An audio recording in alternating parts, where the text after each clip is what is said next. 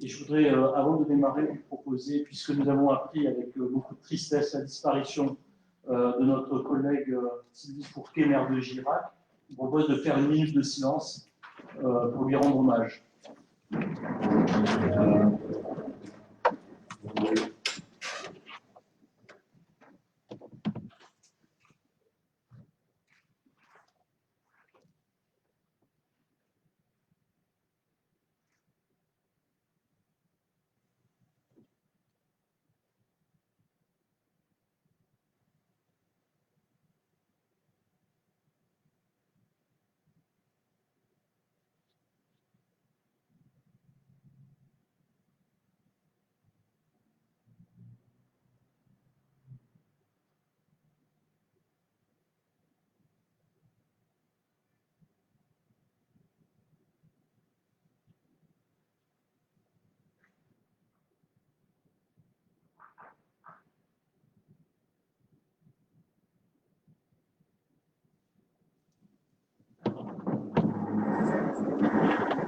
Je vous remercie.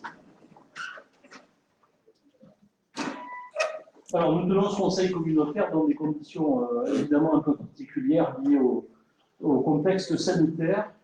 Et je dois vous informer en préambule de la façon, des modalités dont ce conseil va se tenir.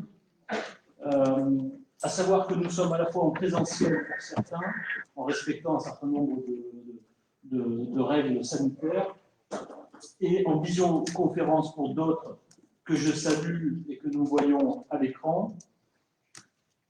La publicité des débats en période de confinement est assurée par une retransmission en direct sur le compte Facebook de la communauté de ce conseil communautaire,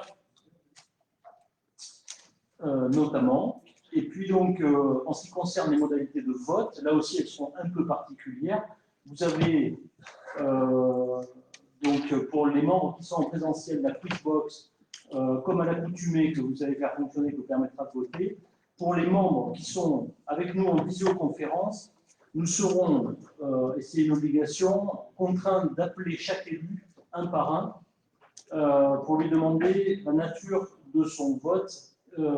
Et c'est donc Nicolas Siffert aux instances et Odeline Boudet qui vont superviser ces demandes et recueillir donc les votes des élus qui sont en visioconférence.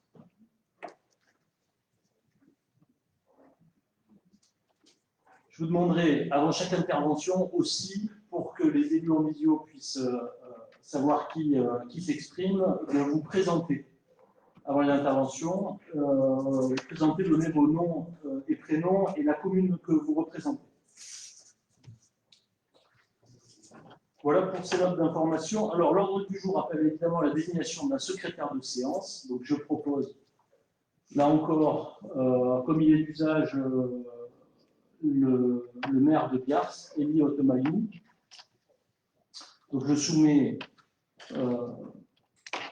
au vote. Y a-t-il des abstentions ou des contre? On va le faire simplement celui-là, hein, si vous permettez. Pas d'opposition. Merci Élie pour le secrétariat de séance. Approbation des comptes rendus des conseils communautaires du 7 octobre 2020 et du 19 octobre 2020. Alors là, on est obligé de faire un vote formel. Je demande d'abord s'il y a des questions, des commentaires, des interventions sur ces comptes rendus que vous avez reçus. Pas de questions, donc on va faire un vote formel. Je vous laisse la parole, Nicolas.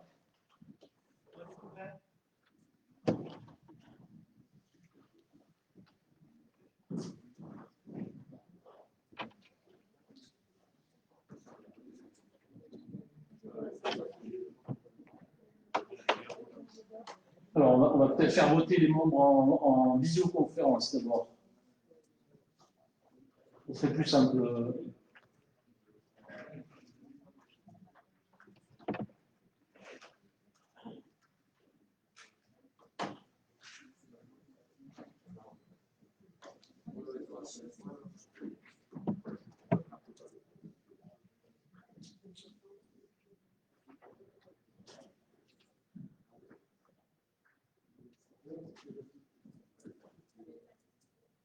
Je vous laisse peut-être les appeler par leur nom. Nicolas, vous avez un micro? Vous n'avez pas de micro? Si.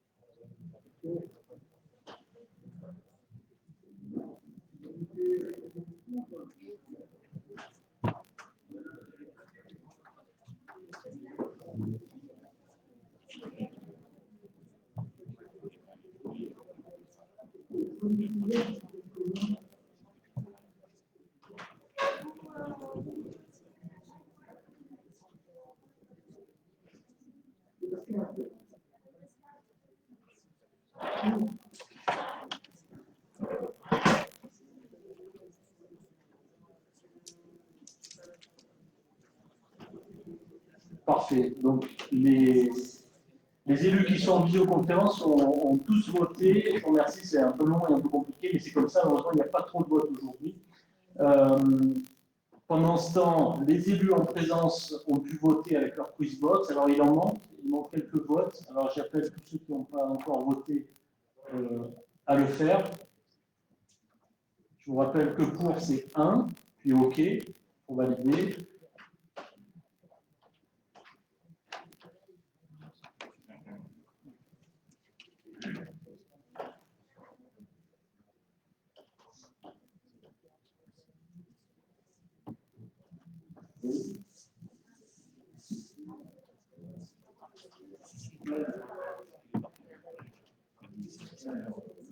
Voilà, il manque encore 4 ou 5 votes.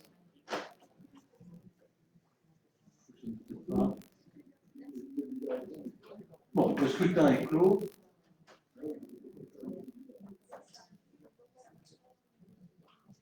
Je vous remercie.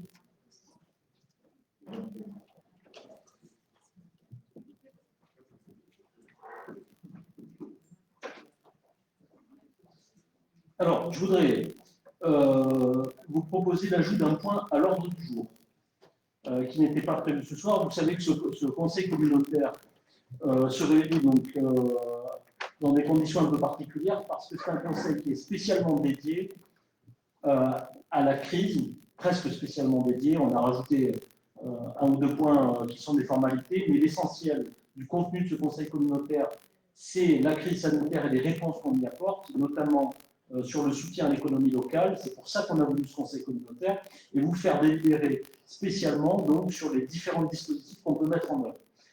Parmi eux, on a eu, et donc c'est très récent, depuis ce week-end, pour tout vous dire, on a eu l'idée de mettre en place un nouveau dispositif compte tenu du fait que nous n'avions pas voté lors de la précédente mandature l'exonération de CFE pour les entreprises qui ont été fermées administrativement. Il y a un certain nombre de commerces qui ont été fermés administrativement, qui souffrent donc de la crise et qui sont aujourd'hui contraints de réguler leurs taxes foncières et leur CFE, puisque notre communauté n'avait pas fait ce choix-là. Je vous rappelle qu'on avait fait le choix de mettre en place un fonds d'urgence, un fonds d'aide directe aux entreprises qui devait s'élever à 1 million d'euros, et que ce fonds d'aide s'est avéré en fait illégal. Il a été rejeté au contrôle de légalité par la préfecture, et ensuite il a été rejeté également par la direction régionale des finances publiques. Donc ce fonds d'aide a été bloqué. Et il n'a pas été finalement opérant. Alors on a réussi à faire valider un certain nombre d'aides qu'on avait déjà engagées, qu'on avait distribuées, on a réussi à obtenir des services de l'État qui ferment les yeux, mais globalement ce fonds d'aide n'a pas pu être opérationnel et n'a pas pu être donné aux entreprises qui en avaient besoin. Et manque de chance, par contre, on n'avait pas fait le choix de l'exonération de la CFE, contrairement à la plupart des autres communautés de communes du département, puisqu'il n'y a que Gourdon qui n'a pas fait ce choix. Mais le Grand Figeac, le Grand Cahors, Casals-Salviac, la vallée du Lot et du Vignoble, le Quercy-Blanc ont tous fait le choix d'exonérer de CFE les commerces qui étaient fermés administrativement. Moi, j'ai eu beaucoup de remontées sur ce sujet, beaucoup d'interpellations, notamment des comptables, des cabinets de comptables qui s'occupent de la comptabilité de ces entreprises et de ces commerces qui me disent on ne comprend pas pourquoi à Cobalt d'Or, vous n'êtes pas là en soutien du petit commerce et il faut impérativement trouver une solution parce que cette CFE qui en plus a monté fortement cette année est un réel problème. Donc on a cherché depuis ce week-end une solution pour essayer de monter un dispositif cette fois qui soit réellement légal et qu'on puisse mettre en œuvre et qui nous permette de dépenser ce qui reste de ce million d'euros qu'on avait voulu attribuer aux entreprises. Voilà pourquoi on vous fera une proposition tout à l'heure. Alors, comme c'est un peu dans l'urgence qu'on a imaginé ça, je vous propose de le rajouter à l'ordre du jour, mais simplement de vous le présenter, de prendre éventuellement un vote pour un accord de principe. Et si ce vote est favorable, à ce moment-là, dans un conseil communautaire ultérieur, on se réunira et on vous fera voter le dispositif dans ses détails techniques. Voilà ce que je voulais vous soumettre. Donc, là aussi, il faut qu'on vote sur cette proposition d'une délibération de principe sur la mise en place d'un dispositif de soutien en parallèle du fonds local qu'on va aborder tout à l'heure. On est obligé de passer au vote. Donc, je vous laisse ouvrir le vote. On va ouvrir le scrutin pour les élus dans la salle et parallèlement, nos agents vont interroger les élus qui sont en visioconférence. Le scrutin est ouvert.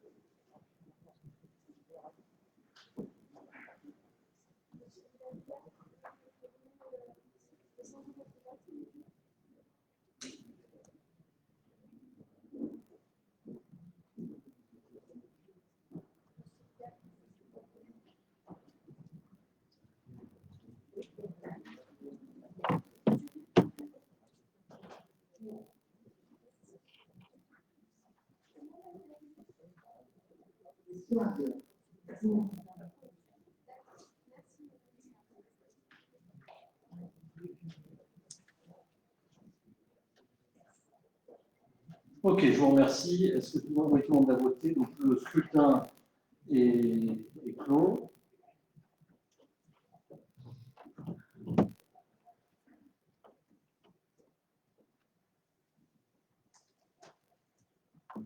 Ok, je vous remercie. Alors, l'ordre du jour appelle la délibération sur la prolongation et l'élargissement du fonds local et du fonds de solidarité nationale. Alors ça, ce sont les dispositifs qui existaient, vous savez, mis en place par la région, puisque c'est la région qui a la compétence en matière d'aide aux entreprises, d'aide directe aux entreprises. Donc, on s'adosse à la région sur les dispositifs pour lesquels on était déjà partenaire, comme là aussi toutes les communautés de communes du territoire lotois. Et donc, ces dispositifs ont évolué au gré de la crise et des besoins qu'elle fait sentir, et on vous propose donc là aussi de participer à cet élargissement, cette prolongation du dispositif, son élargissement, et vous allez voir une augmentation de l'enveloppe budgétaire assignée à ces dispositifs. Là, je passe la parole à Jean-Claude Fouché pour vous expliquer tout ça. Donc, bonsoir à tous. Donc, peut-être avant d'aller sur la prolongation et l'élargissement, on pourrait revenir sur la première diapo d'avant qui permet de recadrer le fonds local, de repréciser un peu ce que c'est, ça intervient et comment il a été monté. Donc, il a été monté, comme l'a dit le président, par la région qui a la compétence en matière de soutien à l'économie, avec un partenariat avec les départements et les comités de communes de la région. Et à hauteur, ce fonds a été monté sur une participation de 3 € pour la communauté de communes. Si on regarde les fonds globaux mis en place sur les différents strates, donc la région, ça représente plus de 19 millions d'euros, le département 605 000 € et Val d'Or 160 000 €. Donc ce qui était prévu comme soutenir au niveau de cette activité, c'était bien sûr le soutien de l'activité des entreprises et surtout l'emploi. Et ça touchait principalement les entreprises touristiques les commerces et artisanats de proximité, les associations, le tourisme est là, et aussi les communes qui étaient propriétaires d'équipements touristiques. Il y a deux volets, un volet d'aide d'avance remboursable, pardon, pour soutenir l'activité économique qui intervenait, avec des dossiers qui étaient montés en partenariat avec les services du Corridor Extension, qu'il faut souligner, qui ont fait un travail remarquable à ce sujet, et aussi de subventions d'investissement pour diversifier l'activité des différentes entreprises dans le tourisme. Et là, c'était des subventions qui allaient jusqu'à 70% de l'investissement fait, donc c'est quand même pas négligeable, et certaines entreprises ont bien sûr, mais peut-être pas assez, sauté le pas. C'est vrai que dans ces périodes de difficultés, se lancer dans des investissements, ce n'est pas toujours facile. Il faut comprendre que certaines ont hésité, puis elles étaient prises, notamment au niveau tourisme, dans l'activité très forte qu'elles ont connue tout au long du mois de juillet-août. Voilà. Donc, ce qui a été dépensé aujourd'hui dans les deux volets, alors, on a passé régulièrement les dossiers au niveau du département. Après tous les 15 jours, on présentait des dossiers représentés. Ça représente à peu près 14 dossiers sur Covano dans le volet 1, pour un montant de 44 000 et 10 000 pour le volet 1. Donc, et principalement, c'était beaucoup de. Enfin, tous les dossiers qui étaient présentés par la région, c'était beaucoup de dossiers sur Covano. Donc, principalement parce que ça touchait la vallée, l'aspect touristique, et on a un gros. La vallée d'Arbonne est très reconnue au niveau touristique et très équipée. Donc, on était fortement impacté au ce niveau. Donc, voilà, ça c'était la première partie du fonds local. Et vu le besoin avec le deuxième confinement et la difficulté de consommer les budgets qui étaient mis dans ces différents fonds, la région m'a proposé, et on vous le propose ce soir, plusieurs possibilités d'élargissement au niveau de prolonger par tacite reconduction à partir du 1er novembre tous les 3 mois le fonds.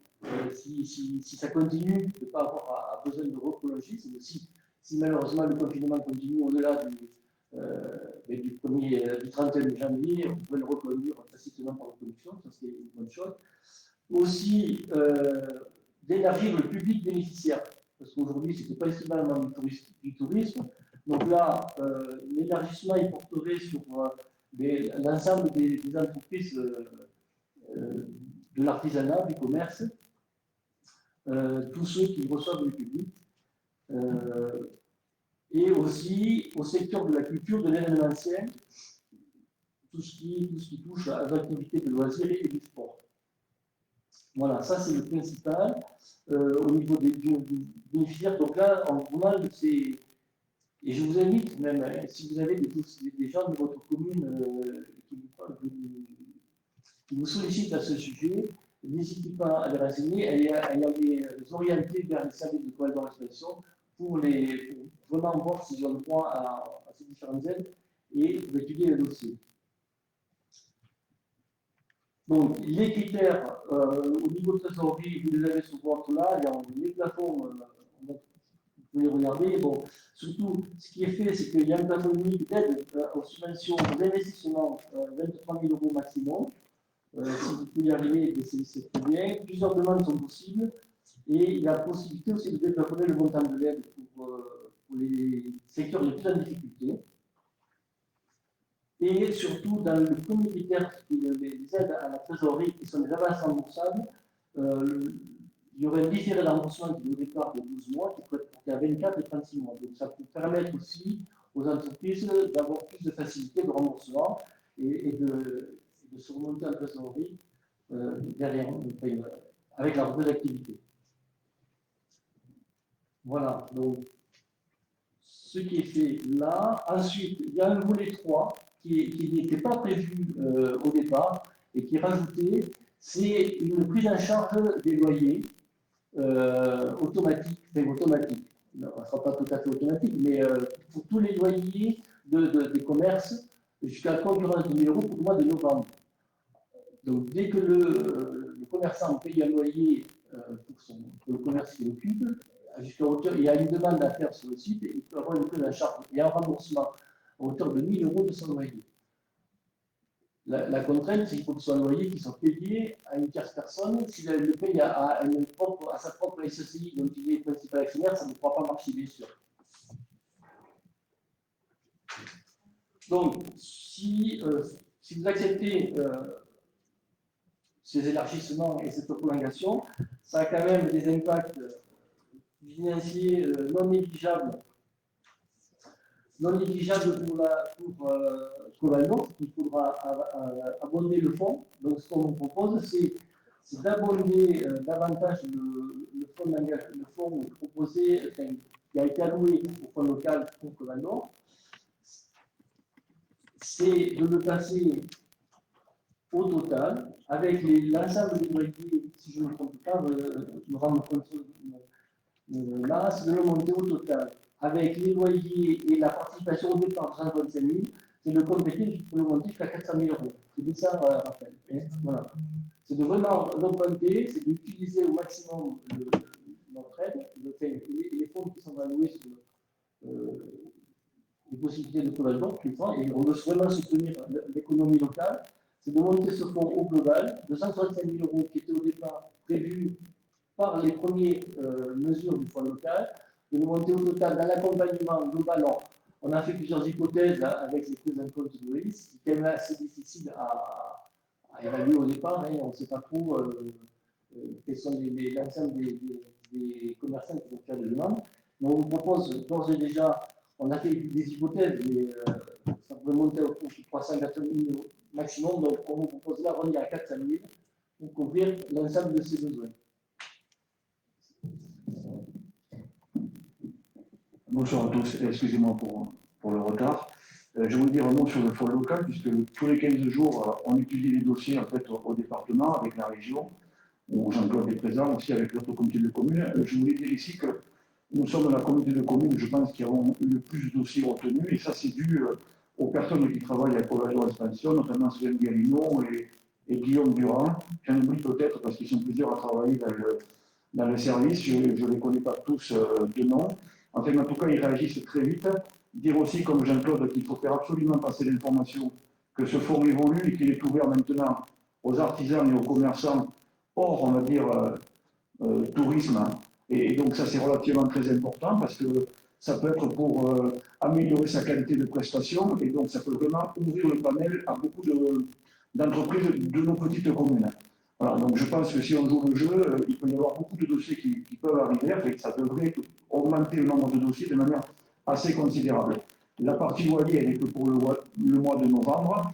J'ajoute un élément qui semble aussi, mais peut-être que, puisque je vois Geoffrey au niveau de la région qui pourra nous le confirmer, que les associations pourraient être, je pense, bénéficiaires en partie de ce fonds. Après, c'était en discussion, il faudra regarder effectivement comment c'est écrit, parce que ça sera donc affiché très prochainement. En tout cas, dans le domaine du sport et de la culture, on est assez ouvert, donc il faut regarder jusqu'à où ça peut être traduit. Mais voilà, pour nos artisans et nos commerçants, il y a pas mal de gens qui l'ont eu. Et je voulais dire ici que les gens qui travaillent pour Covalent Expansion ont fait le travail et sont extrêmement réactifs chaque fois qu'on les sollicite. Le jour même, au lendemain, ils prennent contact avec le commerçant ou avec l'artisan et ils mettent à monter le dossier pour voir s'il est éligible ou pas. C'est vrai que ce n'est pas forcément très simple. Par contre, c'est relativement important. C'est 70% sur un montant, comme ça a été dit, de 30 000 €. Donc, ça fait plus de 20 000 € d'aide brute qui tombe sur ce volet-là. Donc, c'est assez conséquent. Voilà. Je voulais juste amener cet élément.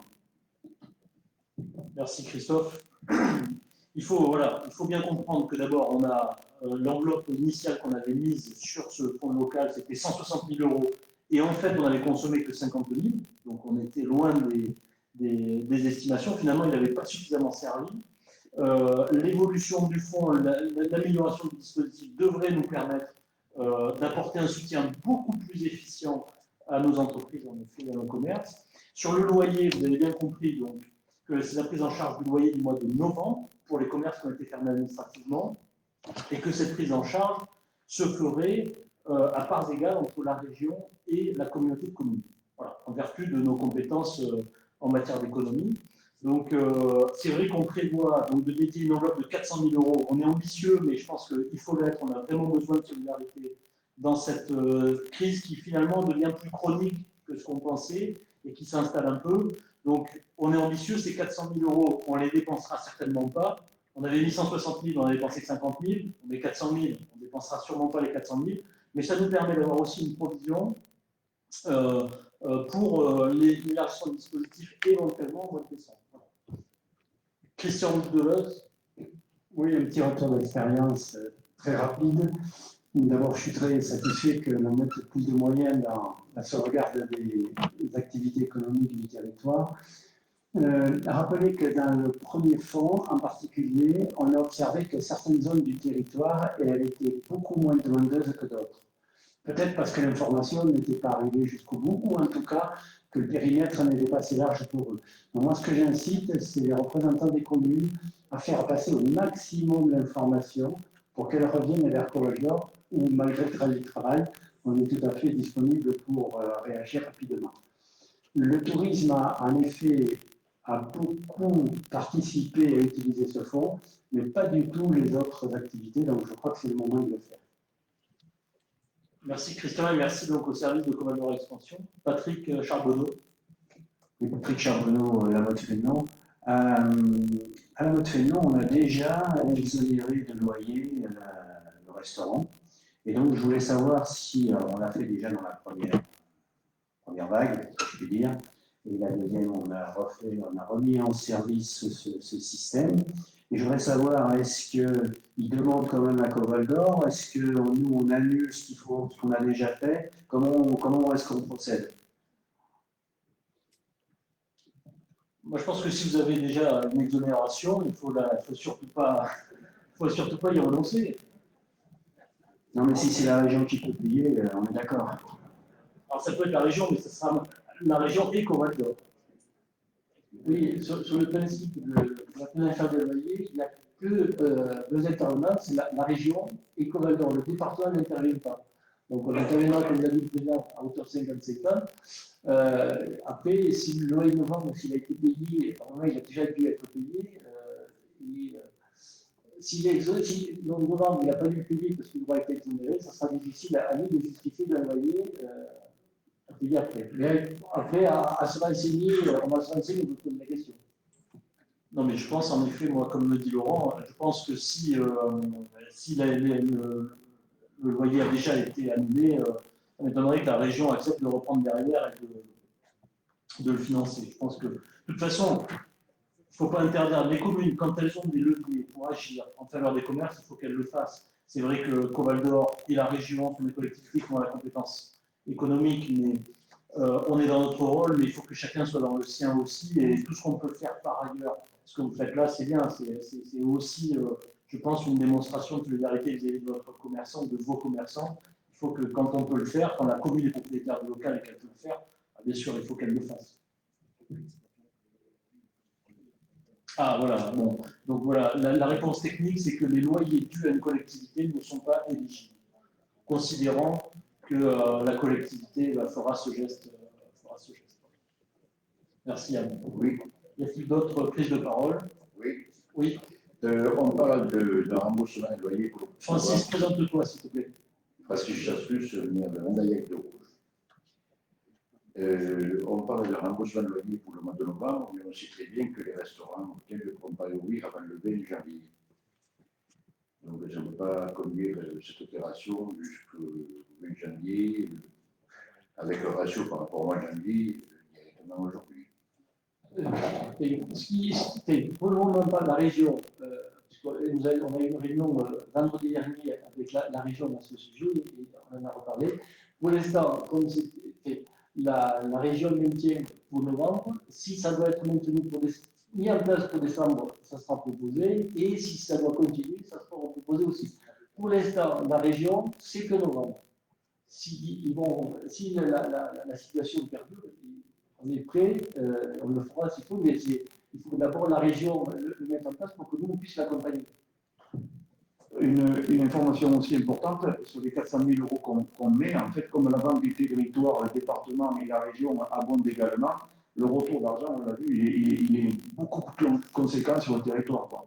Voilà, c'est pour 1 euro qu'on engage, on va en récupérer 10 dans ces eaux-là. Oui. Monsieur le maire de Vérac, je peux te présenter. Oui, bonsoir. Oui, Nazar, le maire de Vérac. Je voulais savoir quels étaient les critères en fait pour être éligible. Est-ce que ce sont les mêmes que les critères des aides de l'État ou est-ce qu'il y a une petite différence? Sachant qu'il y a aussi beaucoup de commerces qui ont pu rester ouverts, mais qui ne font pas le chiffre d'affaires qui devaient faire habituellement et qui ne reçoivent aucune aide de notre part. Donc, je voulais savoir si ces critères étaient différents pour cette aide du fonds local. Dans le cas des critères de fonds local, c'est les critères de mes activités.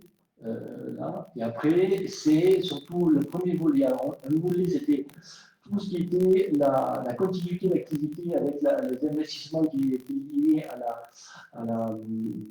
aux mesures de sécurité, aux investissements qui étaient liés à acheter des appareils pour les distributeurs de gel hydroalcoolique, tout un tas de barrières, hein, des plexiglas pour protéger. Bon, ça, c'était de l'investissement qui était soutenu et avec un apport. Donc ça, on ne finançait pas, on ne prend pas en charge tout ce qui était le gel, les masques, les gants, tout ce qui était jetable et les consommables. C'est que des investissements sur du bio. Ensuite, il y a la deuxième volet de l'activité du fonds local, c'est des subventions sur un investissement qui va permettre de diversifier l'activité ou de pouvoir la développer sur un autre aspect qui n'est pas utilisé actuellement. Bon, là, on a des campings qui ont acheté des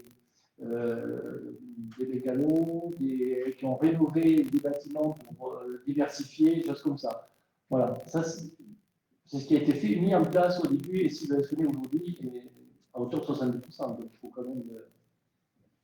Disons que le dispositif a évolué au fil du temps. Au début, c'était pour pallier simplement au Covid et aux paramètres que pouvaient mettre en place dans les commerces.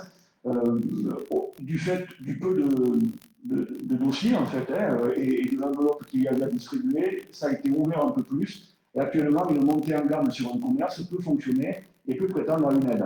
Donc, ça va au-delà, en fait, de la lutte contre le Covid.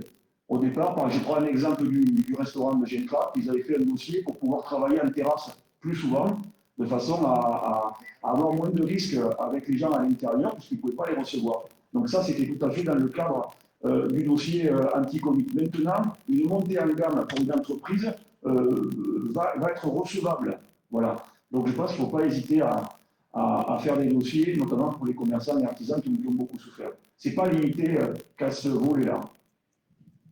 Alors, ce qu'il faut savoir, Loïc, pour conclure simplement, c'est qu'il y a quand même ça concerne évidemment toutes les entreprises et les commerces qui ont été fermés administrativement.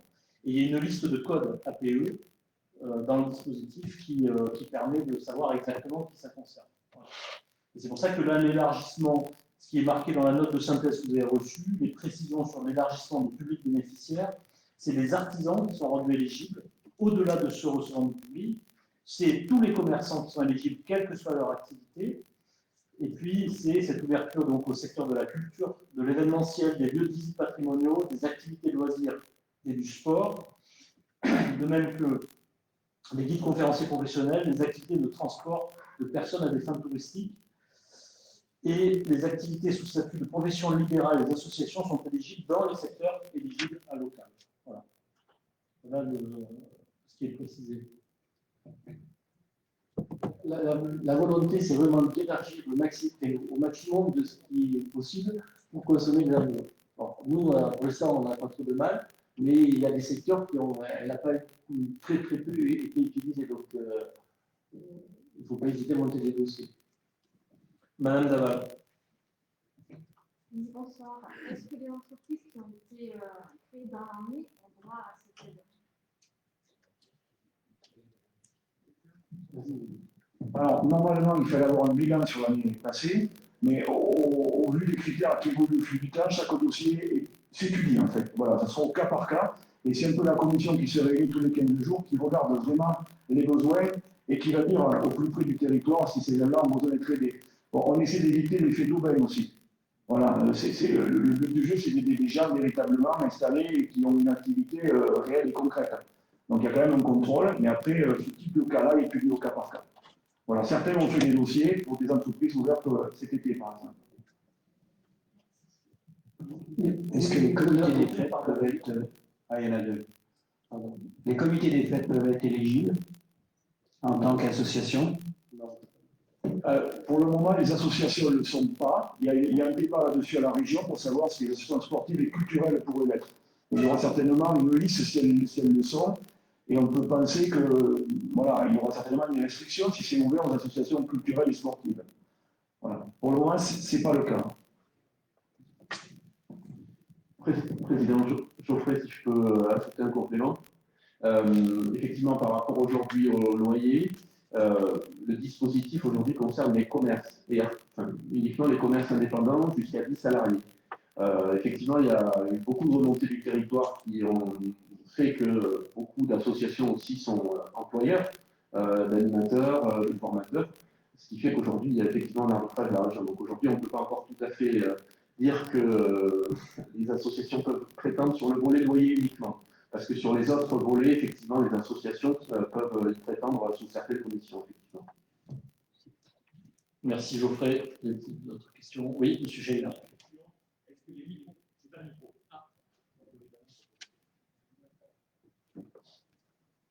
Oui, les gens qui sont les sociétés en nom propre, Présentez-vous, s'il vous plaît. Hervé Sheila de Souillac. Tous les gens qui sont en nom propre, qui sont à leur compte, les agents commerciaux et tout ça, qui sont souvent les grands oubliés des aides en ce moment, est-ce qu'ils sont intégrés? Parce que c'est vrai que c'est une population, il y en a quand même pas mal sur le lot. Ils sont en profession libérale, et souvent ils passent à côté. Hein. Normalement, ils payent une taxe CFE comme tout un chacun. Donc, c'est élargi, il y a tout type d'entreprise, individuelle ou personne morale, et tout indépendant, micro-entrepreneur, profession libérale. Donc, voilà. Après, il y a peut-être une code NAF qui risque de faire barrière, mais il faut. Et moi, je ne connais pas tous, et après, on y regardera, il n'y a pas de problème. Ok. Y a-t-il d'autres questions? Oui. André, je dirais, où trouver cette liste de codes APE pour vérifier l'éligibilité? On pourra vous la fournir, si vous voulez, les services de Commodore pourront vous la fournir. Oui, il y a les services de Commodore Expansion Long, et après, vous pouvez, il y a le site de la région que vous pouvez consulter aussi, et où il y a tout est référencé. Y a-t-il d'autres questions? Donc, pas de questions? Non, c'est bon. Alors écoutez, je vous propose donc de soumettre au vote donc, à la fois la reconduite de la convention locale, tacitement tous les 3 mois. Je vous propose d'adopter des propositions d'élargissement du dispositif tel que nous les avons mentionnées. Je vous propose d'augmenter la participation de Commodore à ce fonds local à hauteur de 400 000 €. Je vous propose également de signer donc, la convention tripartite en votre nom. Voilà, et d'autoriser donc que ces mesures feront l'objet d'une refonte du dispositif communautaire en faveur de l'immobilier d'entreprise et de prendre, bien sûr, de m'autoriser à prendre tous les actes nécessaires à la bonne exécution de la présente délibération. Donc, je propose que le vote soit ouvert. C'est bon, le scrutin donc, est ouvert. Vous pouvez voter pour ceux qui sont présentiels avec la Quizbox, et pendant ce temps, on interroge les élus en visio.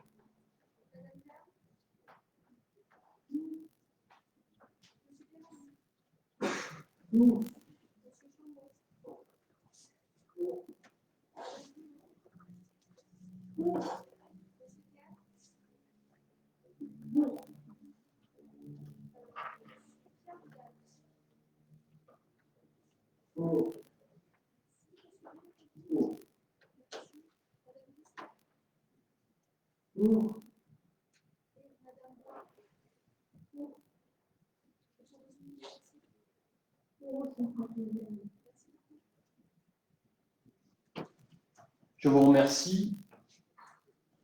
Je pense que tous les élus en la salle ont voté aussi avec leur quizbox. Donc, le scrutin est clos. La délibération est adoptée. Je vous remercie. Alors, donc le deuxième dispositif pour lequel on voudrait vous faire une proposition concerne cette fois non pas un dispositif adossé à ceux de la région, c'est le cas du fonds local qu'on vient d'aborder, mais un nouveau dispositif que nous pourrions mettre en œuvre pour essayer d'apporter une solidarité encore plus forte à ces territoires, à ces commerçants. Parce que je vous rappelle que dans le territoire, sur les autres territoires du département, donc non seulement les communautés adhèrent au fonds local comme nous, mais elles sont en plus exonérées de la CFE, ce que je vous disais tout à l'heure. Alors, on a cherché quels étaient nos moyens d'agir. En fait, il faut savoir que la communauté de communes ne peut normalement intervenir que sur l'immobilier d'entreprise, vous le savez, et qu'elle peut aussi abonder les dispositifs régionaux, mais elle ne peut pas verser d'aide directe aux entreprises et aux commerces. Donc, on a cherché une autre solution avec notre avocat Maître Marchesini, avec les services de Coval d'Or, que je voudrais remercier parce qu'ils ont travaillé tout le week-end et toute la journée d'hier et d'aujourd'hui, je crois, sur le sujet. Il s'agit de mettre en place un dispositif légal qu'on soit autorisé à faire. C'est pour ça que ce dispositif, nous l'avons échafaudé avec les services de l'État qui sont là pour nous aider. Et ça consiste à utiliser, à réinjecter dans l'économie locale une somme assez importante, autour de 500 000 €, c'est ce qui reste du fonds d'urgence que nous n'avions pas dépensé, au travers de la distribution de bons d'achat pour faire des achats à l'approche des fêtes de Noël dans les commerces du territoire. Alors, je vais laisser la parole à Laurent Dubreuil, peut-être qu'il va essayer de vous expliciter un peu mieux les aspects techniques, et après, on pourra en parler. Merci, Monsieur le Président. Oui, nous sommes sur une opération de type bon d'achat au profit des commerces artisans et des prestataires de services du territoire. Nous avons une compétence en matière de politique locale du commerce et du soutien aux activités commerciales d'intérêt communautaire. Nous avions délibéré en 2018 pour scinder intérêt communautaire entre l'action communale et communautaire. Et donc nous avons compétence pour agir dans ce domaine. Il faudra, j'en parlerai après, faire une petite modification de l'intérêt communautaire lors d'un prochain conseil communautaire pour avoir compétence pleine et entière pour agir. Notre avocat nous précise que nous pourrions déjà le faire avec l'intitulé de compétence actuel, mais il convient de préciser ce que nous avons vu aussi avec les services de la préfecture, du contrôle de légalité, pour que tout soit assuré. Coval d'Or donc souhaite soutenir la consommation dans les commerces et les services de proximité sur la forme de versement de bons d'aide à la consommation. Autrement dit, on a réfléchi à quelques solutions et on a pensé que tous les établissements qui ont été fermés administrativement et pourraient être éligibles à ce dispositif, donc c'est toutes les entreprises indépendantes qui commercialisent des produits, prestations de services aux particuliers, commerce, artisans, prestataires de services, production maraîchère, opérateurs de pleine nature, etc. Sont donc exclus les enseignes de la grande distribution. Nous avons une durée de convention avec eux pour avoir un coup de pouce au moment des fêtes de Noël. L'abondement de Coval d'Or en bon d'aide à la consommation est à hauteur d'1 euro pour chaque euro acheté sous forme de bon d'achat sur une plateforme, j'en parlerai après, bon d'achat acheté par les particuliers, et dans la limite de 20 euros par bon d'achat et par foyer fiscal. Donc, par ailleurs, le prestataire par lequel nous passons a des conventionnements un peu étatiques et ne facture ni à Covaldor ni aux commerçants sa prestation. Ceci dit, ça reste un marché public. On l'a également vu avec la préfecture. Donc, le dispositif se décompose comme suit. Le particulier se connecte sur la plateforme d'achat. Il achète un bon d'achat du montant qu'il souhaite, qu'il reçoit sous forme dématérialisée par mail. Le commerçant chez qui a été commandé le bon d'achat reçoit la somme exacte sur son compte en banque. Aucune commission n'est prise, je tiens à le préciser. Dès que le bon d'achat est activé, c'est-à-dire la confirmation d'inscription par le commerçant. Dans un deuxième temps, la personne qui a acheté le bon d'achat reçoit un chèque cadeau, on va dire le bon d'aide à la consommation, qui est financé par Covaldor et dont le montant est calculé de la manière suivante.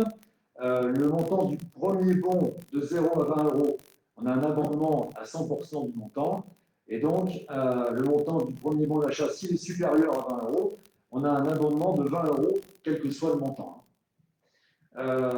Donc, ce chèque cadeau, ou bon d'aide à la consommation, est utilisable chez tous les commerces du territoire, dans les limites précisées tout à l'heure.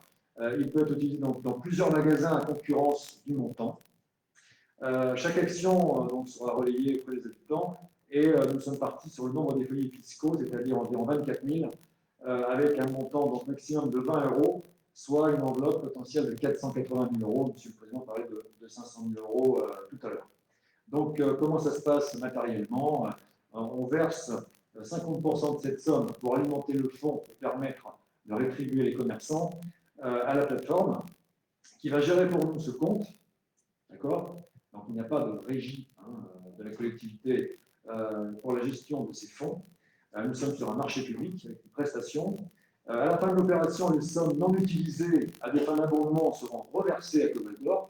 Autrement dit, si nous n'avons besoin que de 240 000 euros et les 50 premiers pourcents, si nous n'avions consommé que 220 000, on nous rétribue les 20 000. Et pour les bons ou chèques d'aide à la consommation qui ont été émis, les sommes correspondantes non utilisées, ça pourra arriver, parce que ceux qui sont déjà passés par là nous en ont fait part, ces sommes-là seront aussi remboursées dès la fin de durée de validité du bon que l'on souhaiterait de 12 mois après la date d'émission. Voilà pour le dispositif dans son suivi. Voilà, donc en gros, pour faire simple, c'est pas compliqué, il s'agit donc d'injecter cet argent dans l'économie locale en diffusant donc, via Internet, il y a une plateforme des bons d'achat à hauteur de 20 euros pour les foyers fiscaux du territoire. Le foyer fiscal, avec ce bon d'achat, peut faire un achat d'au minimum 40 euros chez un commerçant local. Il faut que le bon d'achat, si vous avez 20 euros de la communauté, il faut que le particulier donne 20 euros aussi.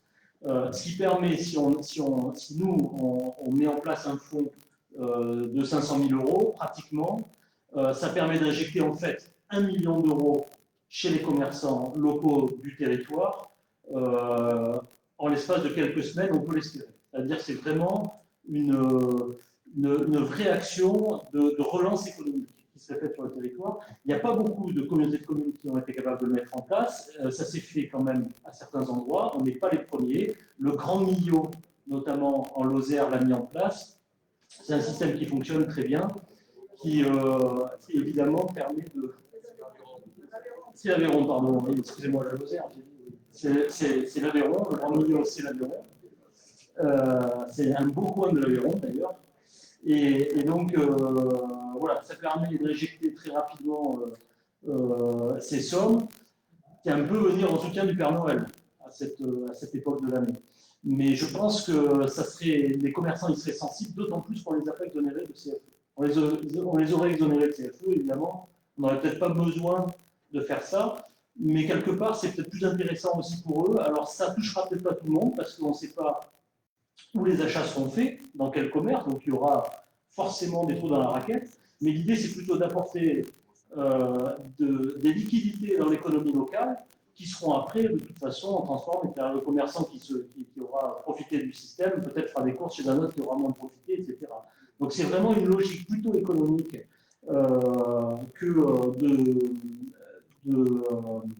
d'exonération qui serait individuelle. Là, on est plutôt sur une logique collective.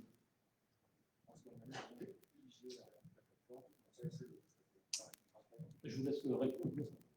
Mais pour compléter ce qu'a dit Raphaël tout à l'heure, au niveau de l'exonération, elle n'aurait pas touché tous les commerces locaux, parce qu'elle portait, si vous regardez là, elle portait que sur le secteur du tourisme, de l'hôtellerie, de la restauration, de la culture, du transport aérien, du sport et de l'événementiel.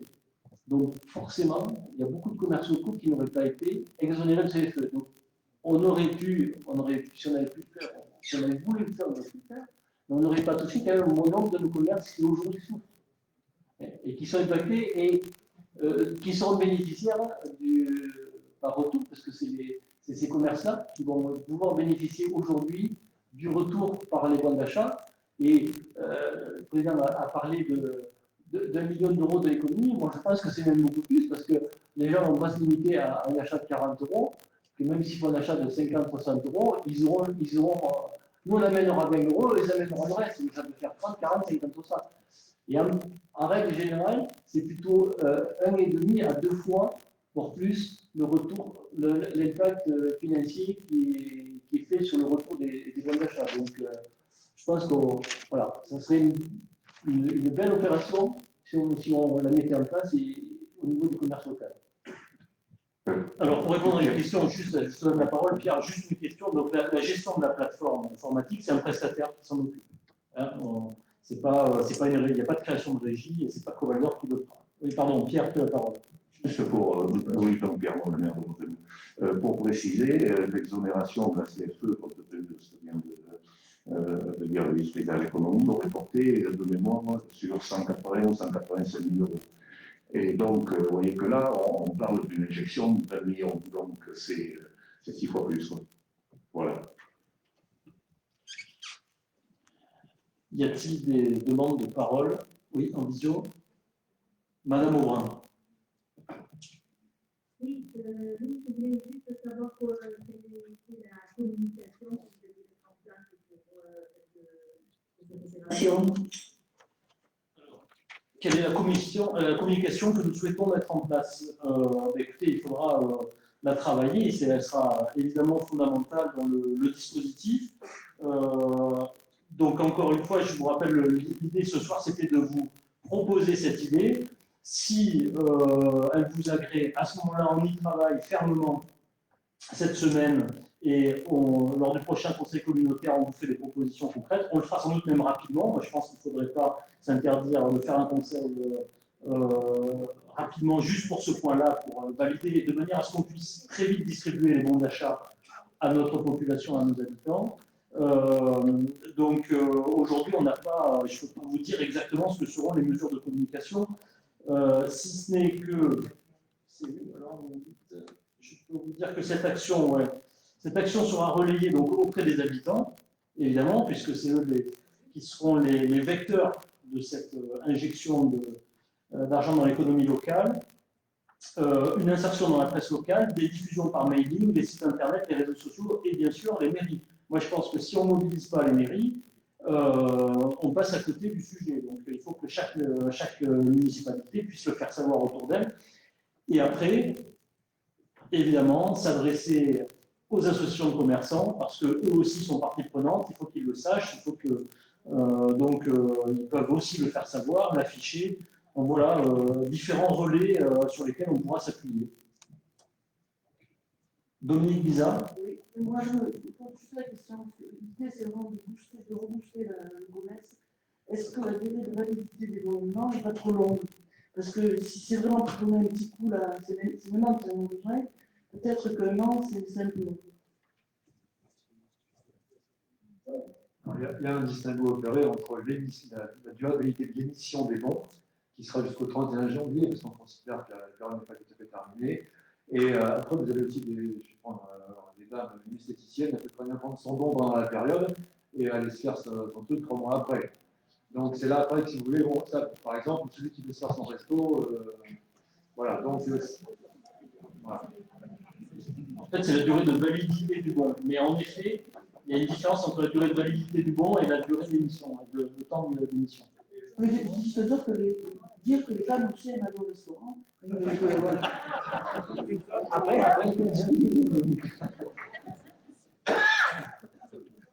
Et ça peut se regarder et se discuter. Ouais. Mais le mieux, c'est quand même d'aller au restaurant après être allé chez l'esthéticienne. Là, il n'y aura pas de bon. Hein. Aussi, messieurs. Patrick Charbonneau. Oui, justement, on évoque les restaurants, mais dans la mesure où ils sont très impactés par la crise du Covid et qui sont encore fermés jusqu'à une date qui est envisagée aujourd'hui, est-ce que ces bons peuvent bénéficier si on va au restaurant? Oui, c'est l'idée. C'est-à-dire que ces bons peuvent bénéficier à tous les commerces qui ont été fermés administrativement. Donc, y compris les restaurants. Il n'y a que les grandes surfaces qui sont exclues là, du dispositif. Mais les restaurants sont dans le dispositif. Le principe, c'est d'aller au restaurant, de payer, de demander le bon par la suite, alors. Non? Comment Il ça faut se passe? demander le bon avant. Vous demandez le bon avant d'aller au restaurant. D'accord. Allez, avant la fin de l'année. Non? Pas forcément. Bien compris, alors. 31 janvier, c'est ça, a priori. On va décider, ça c'est une date qu'on aura à fixer. A priori, non, il faut aller au-delà de la fin de l'année.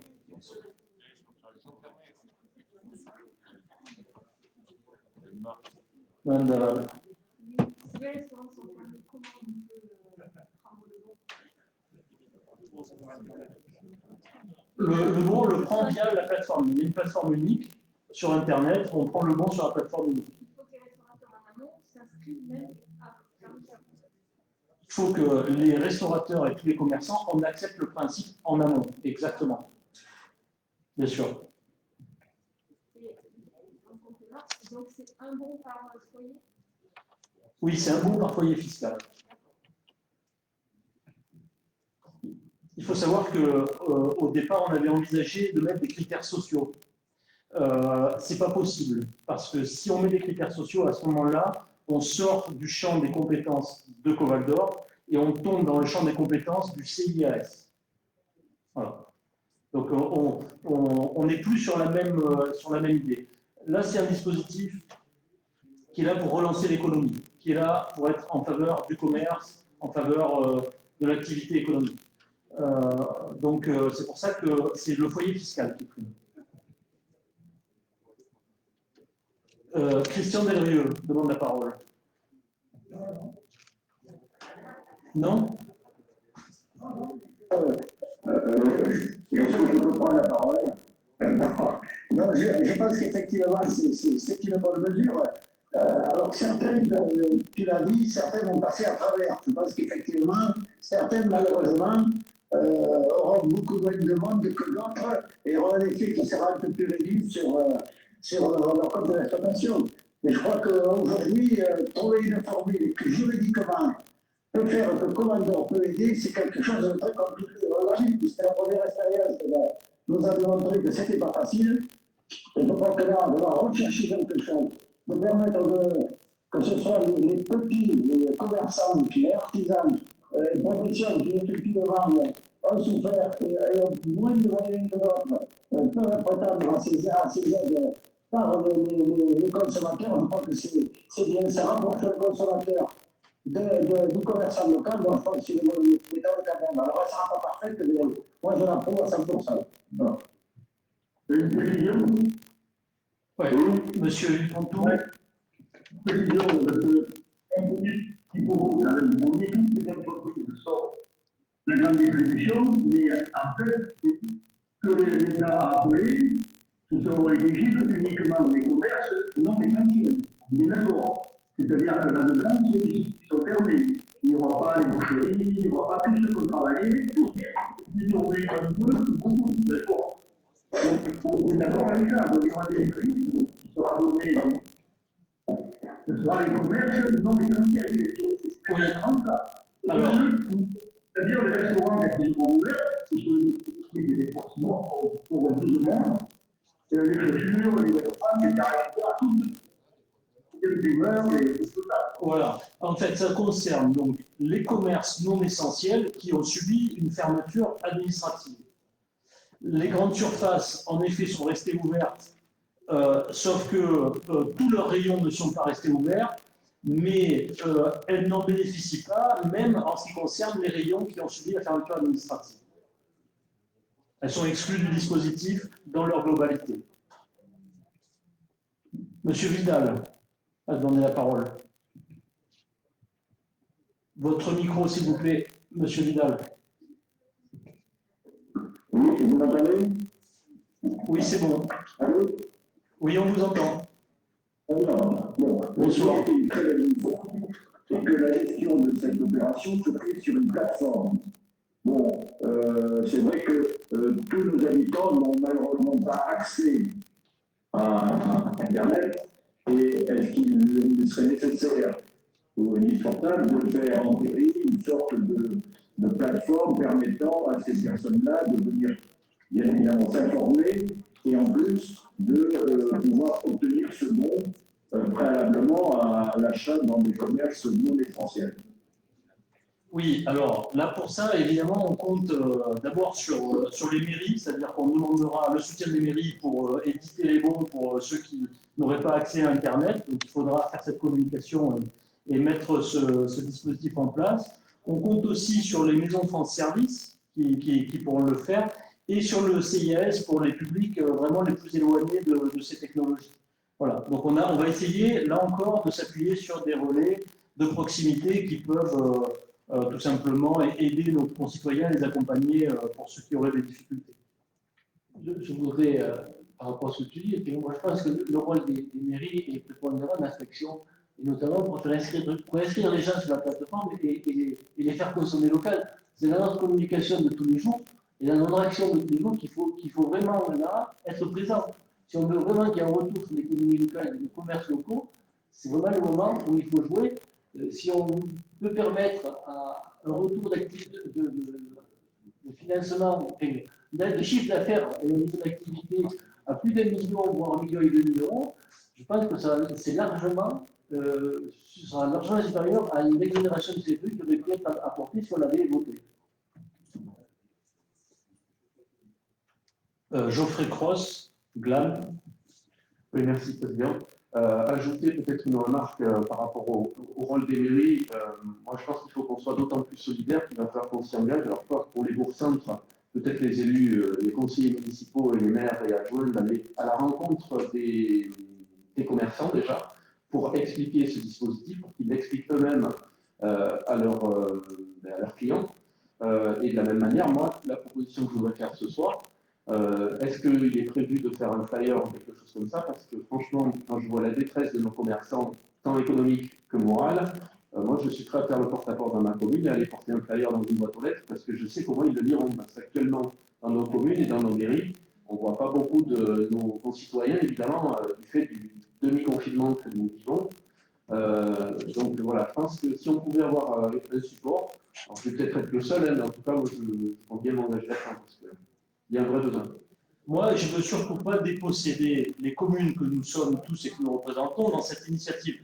C'est pas pour que Corridor fasse les gros bras ou se signale et se différencie, se distingue par rapport aux autres. Il faut au contraire, en effet, que chaque mairie, chaque commune s'empare du sujet et puis on le porte tous ensemble. Mais c'est une initiative collective à destination de nos concitoyens et surtout de nos commerces. Et donc, bien sûr, l'idée, c'est qu'on s'implique tous et qu'on revendique tous cette action. Y a-t-il d'autres oui.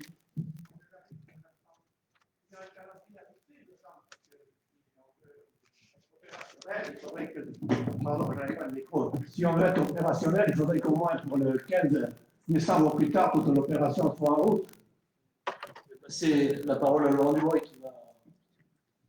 Et bien sûr, effectivement, on va devoir délibérer rapidement déjà, parce que c'est le top départ en fait. Hein. Donc, si nous pouvons délibérer la semaine prochaine, Monsieur le Président, parce que les délais à partir parties sont quand même très courts. La plateforme, on est encore parlé, donc là ils sont prêts de leur côté. On va devoir délibérer le 14 décembre pour une modification, décision modificative également de nos finances. Ce sont des comptes spéciaux. Et puis, le top départ concernant les commerçants, ensuite, il y a des conventions, enfin, qui acceptent les conditions générales de vente via le site internet. Ce qui veut dire que la communication et les visuels qui sont demandés par les collectivités, on est dessus actuellement avec le service com, on s'enseigne aussi pour des coûts de fabrication, pour les transmettre et diffuser au plus large. Mais le cap, pour les avoir le 15, c'est notre objectif maintenant. Voilà, moi je crois qu'il faut que le dispositif soit opérationnel à la mi-décembre au plus tard. Ça veut dire que la semaine prochaine, on a un bureau communautaire. On pourrait éventuellement réunir en amont le conseil communautaire pour cette délibération précise, et puis libérer les élus qui ne sont pas au bureau dans la foulée et tenir le bureau. Je pense que ça peut aller vite.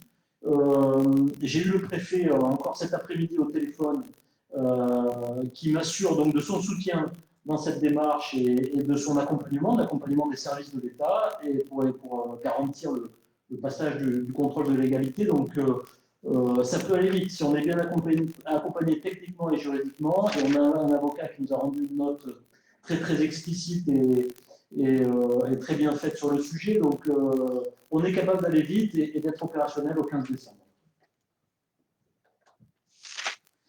Et pour information aussi, je dois vous le dire aussi, les associations de commerçants donc, sont au courant. On travaille avec elles, on veut les mettre rapidement dans la boucle pour voilà, qu'elles sachent qu'on a cette volonté vraiment d'être à leur côté et d'avoir une réaction en faveur de l'économie locale. Y a-t-il d'autres prises de parole ? Alors, écoutez, je vous propose de prendre un vote donc, de principe qui, s'il est positif, donc, nous autorisera à travailler, à mettre en œuvre et à vous convoquer donc, rapidement pour un autre conseil communautaire pour prendre cette délibération. Donc, je vous propose d'ouvrir le scrutin. Voilà. Le scrutin est ouvert.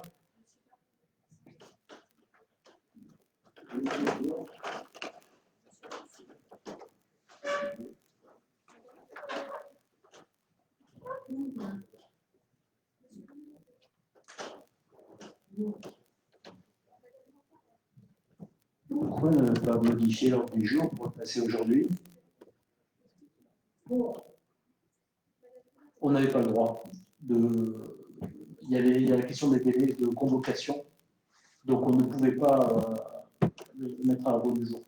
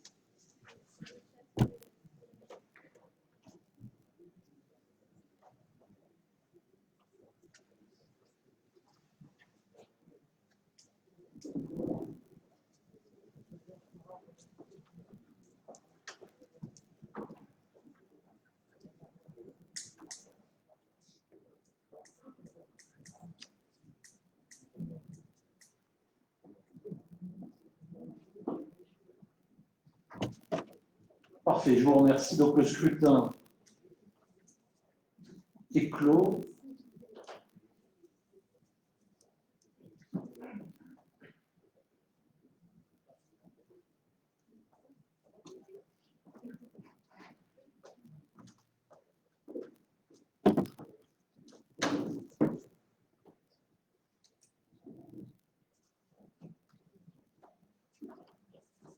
Adopté, je vous remercie.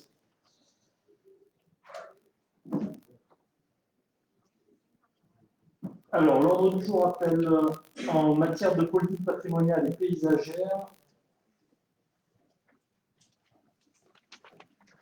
un point d'information sur le dépôt d'une candidature groupée de Coval d'Or au profit de ces 9 centralités de bassin de vie au programme national Petite Ville de demain. Alors ça, c'est donc un appel à projet Petite Ville de demain, lancé par le gouvernement, et on doit vous informer donc de la candidature collective qu'on a faite Coval d'Or, et je vais passer la parole à Guillaume Clével. Oui, merci Président.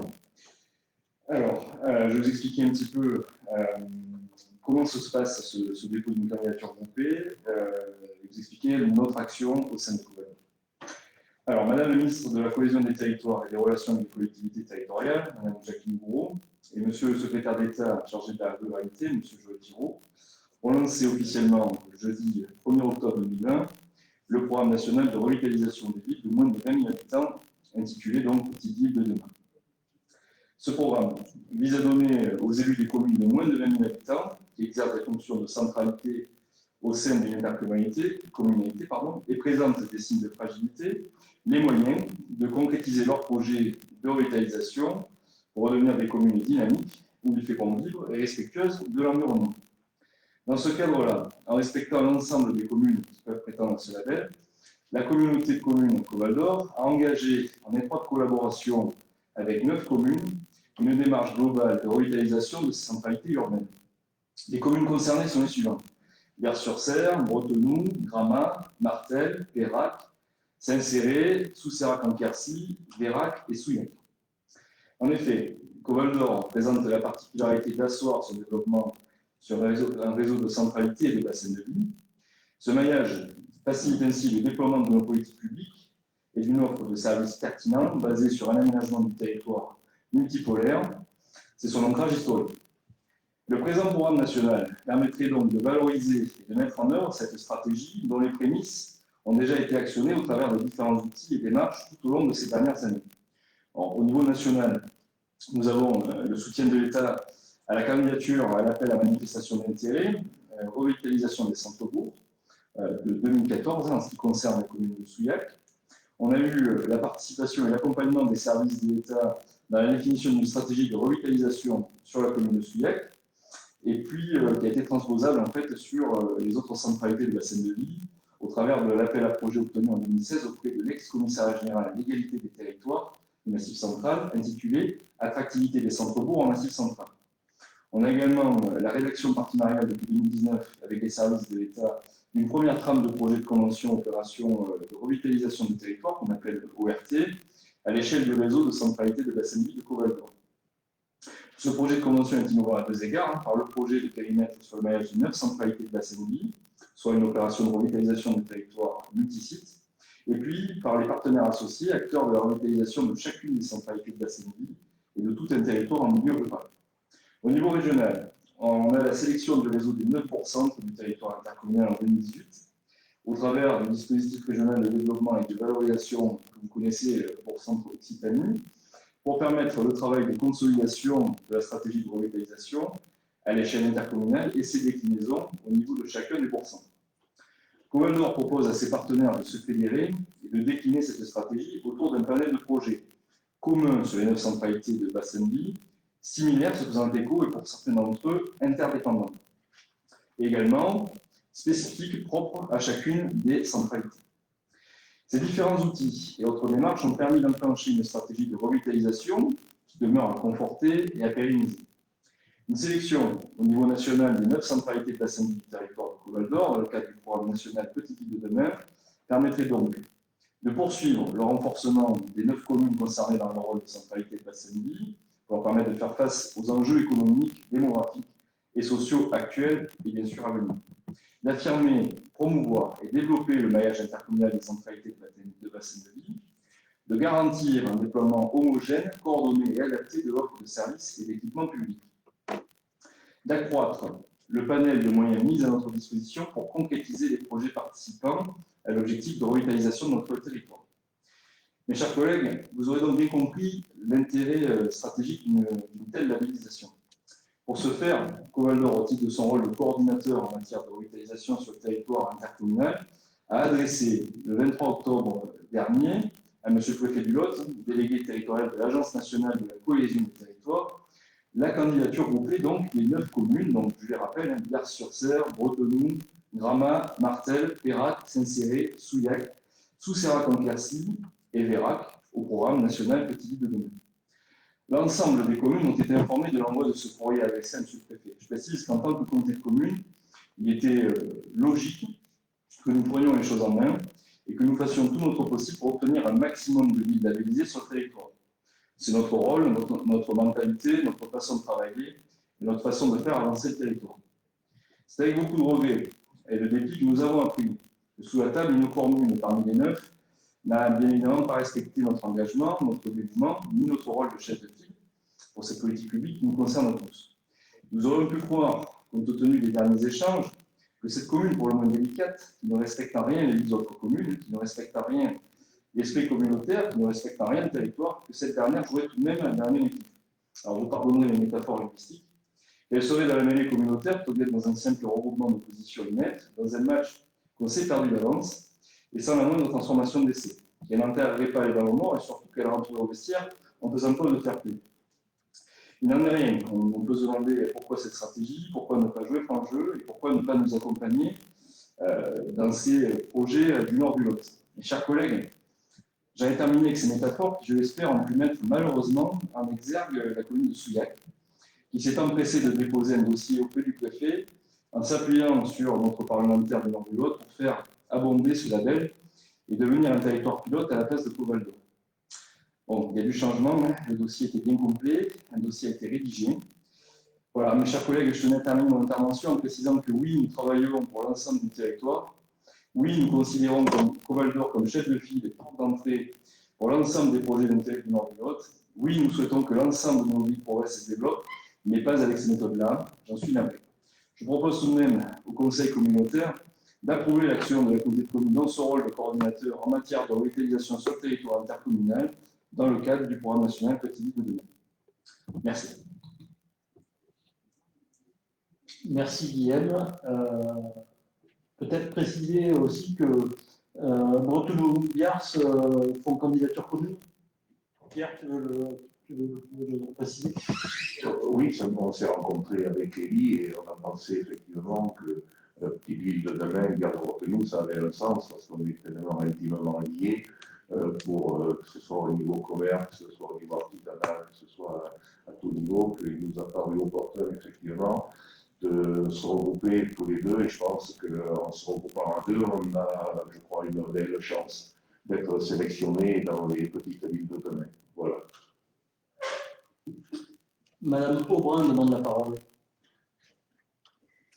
Oui, je voudrais prendre la parole parce qu'effectivement, je vois que vous parlez de Souillac. Je voulais juste dire que vous parlez de travail en collaboration. Je suis désolée, effectivement, je travaille sur la revitalisation du centre-bourg de Souillac depuis 2014. Nous avons reçu un courrier pour le programme de Petite Ville de demain en mairie et nous sommes donc nous souhaité répondre à cet appel à projet. D'ailleurs, Grama l'a fait aussi, enfin, avait reçu une demande pour que lui avait dit de se positionner parce qu'effectivement, il était inscrit, c'était une commune de moins de 20 000 habitants. Et puis, effectivement, quand moi j'ai fait savoir que j'envoyais, que je faisais ce dossier, c'est après, bien après que j'ai reçu le courrier que m'a envoyé M. Lebrun et par l'intermédiaire donc de Sanchez de l'opération du programme que vous faisiez en collaboration avec toutes les communes Bourg-Centre. je veux bien que vous compreniez que nous ne savions pas au départ et nous sommes lancés immédiatement de ce projet parce que depuis 2014, nous répondrons à tous les appels à projets. Donc nous sommes entrés dans ce programme légitimement, puisque c'était marqué pour les communes de moins de 20 000 habitants, même les EPCI. Alors je ne sais pas comment Coval d'Or a pu répondre puisque nous faisons plus de 20 000 habitants. Et puis, peut-être que Coval d'Or peut répondre en tant que par ses compétences et que la commune peut répondre par les siennes. Je ne sais pas, mais je ne vois pas. Franchement, ce n'est pas une guerre avec Coval d'Or, puisque de toute façon, dans la revitalisation du Bourg-Centre, on travaille ensemble. Je ne comprends pas la situation.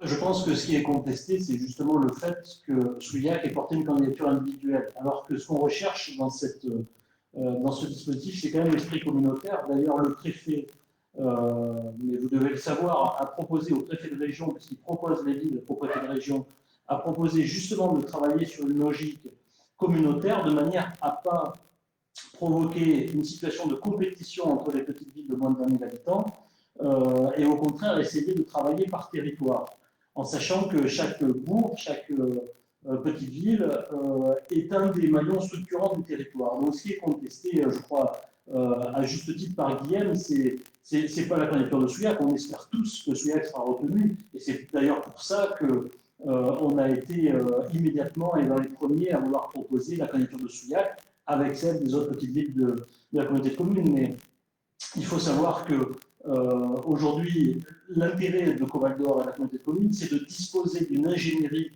pour les communes, et pour faire ce travail-là, je crois que Guillaume a évoqué Romain Salvucci, qui a travaillé sur ce sujet, sur les bourgs-centres. Ça fait longtemps qu'on porte ces politiques publiques bourgs-centres, considérant que ce qui fait la force de notre ruralité, c'est justement son urbanité, c'est ces petites villes qui nous permettent d'avoir accès à des services, à des commerces de proximité, même quand on habite dans un petit village ou dans un petit hameau.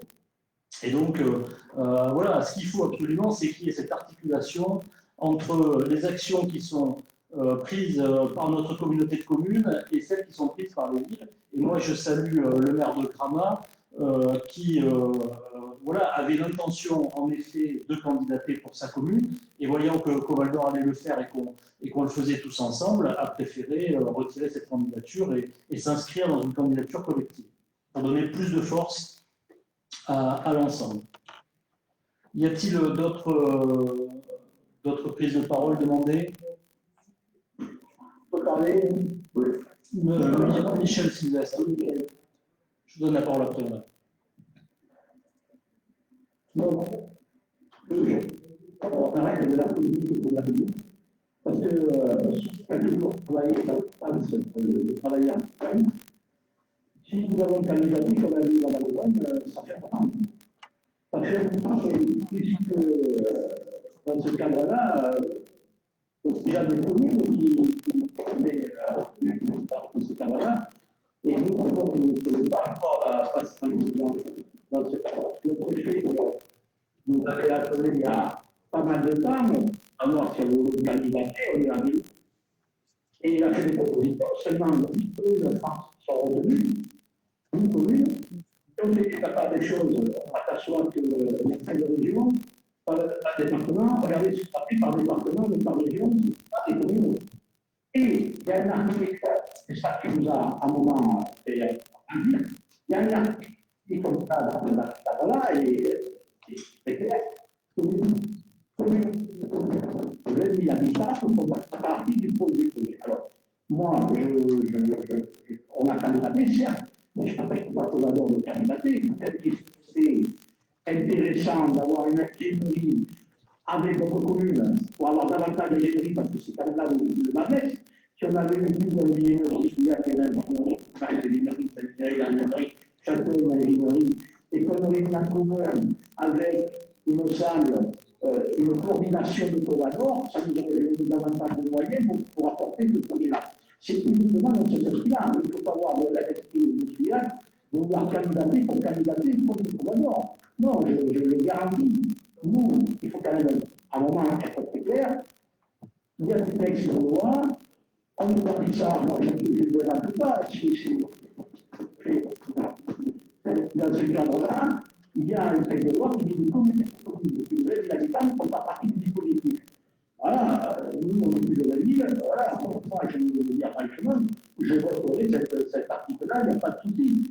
Mais dans cet esprit-là, nous avons porté notre candidature, mais il y a bien une règle, et le préfet a bien proposé des candidatures auprès de la région, bien avant que Covador le décide. Et il serait quand même été bien opportun que les communes qui sont intéressées ne soient pas été prévenues par un mail, comme quoi Covador a comme candidaté, au moins dans les discussions, comme on a eu par le passé, puisque déjà on a eu une RP, que celui-là qui attend encore, puisqu'elle n'est pas encore finalisée, j'espère qu'elle sera finalisée dans la fin d'année, parce que ça quand même des avantages pour toutes les communes. Et là, je suis autre commune. Voilà, on a travaillé depuis ce temps. Covador et la coordination de tout ça, ça me paraît tout à fait logique. Mais il faut savoir que celui-là, au-delà, il y a une coordination à avoir, il y a un travail à faire, et nous sommes dans cette logique-là. Maintenant, pour clarifier les choses. Je regrette qu'on a appris par mail qu'on va adapter il y a 3 semaines, après. Voilà.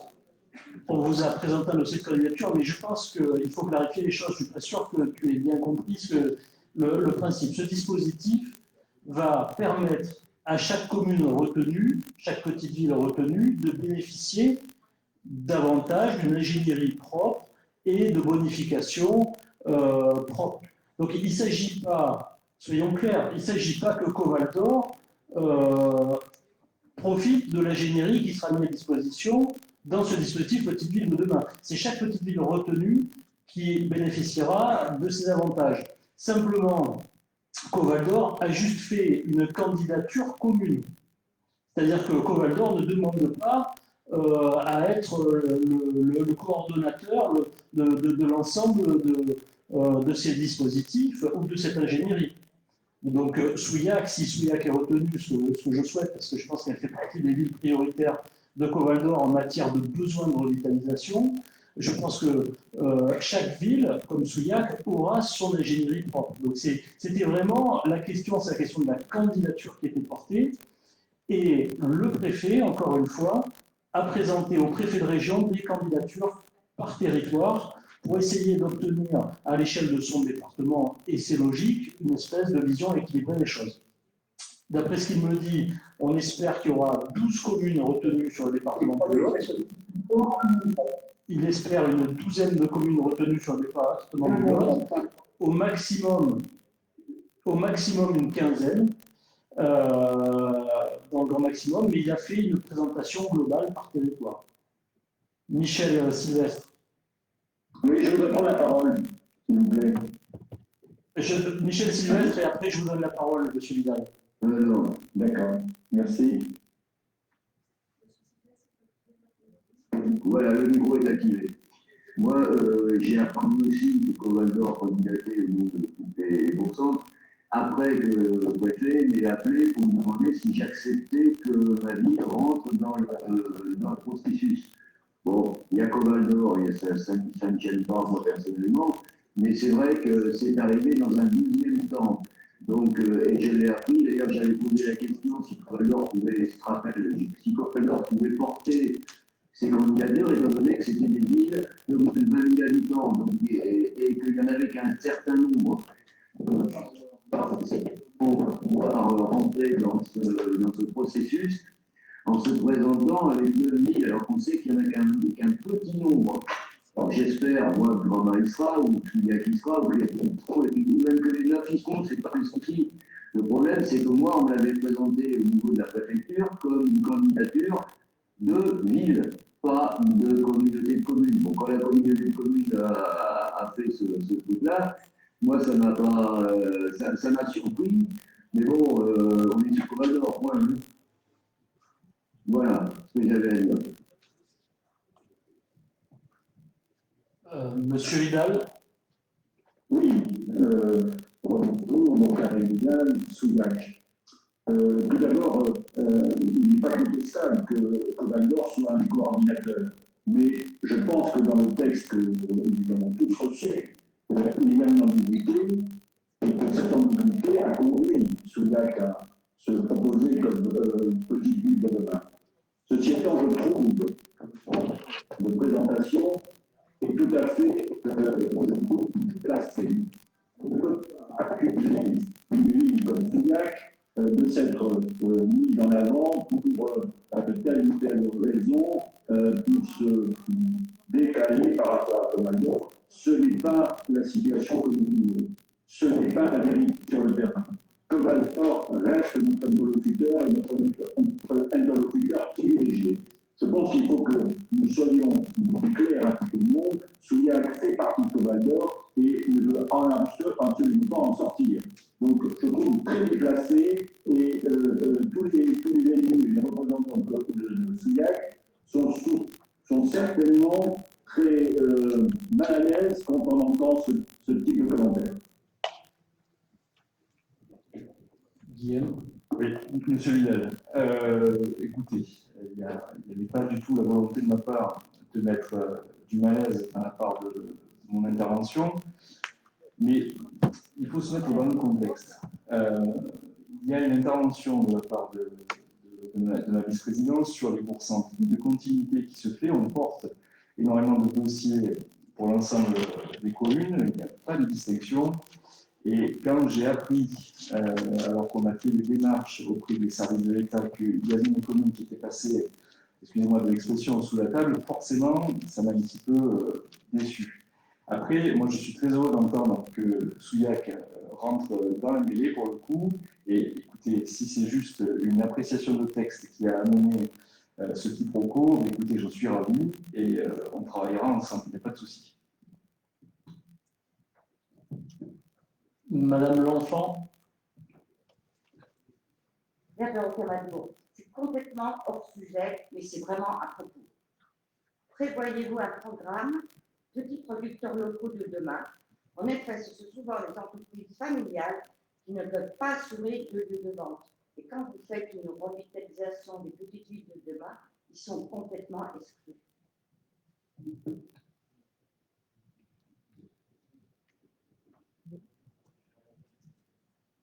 Peut-être Dominique. Non, il ne peut pas répondre.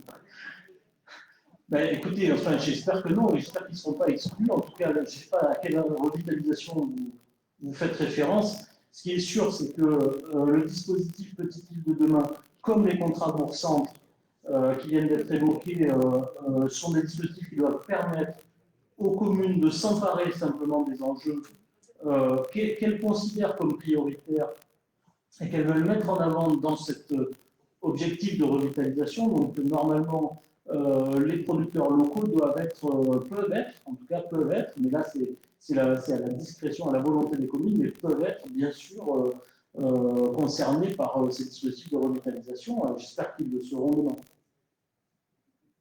Dominique. Oui, Madame L'Enfant, je crains d'avoir mal compris votre intervention. Concernant, si on parle de petits producteurs locaux de produits agricoles et alimentaires, je rappelle que nous avons un projet alimentaire de territoire dont l'un des axes, c'est le développement des circuits courts.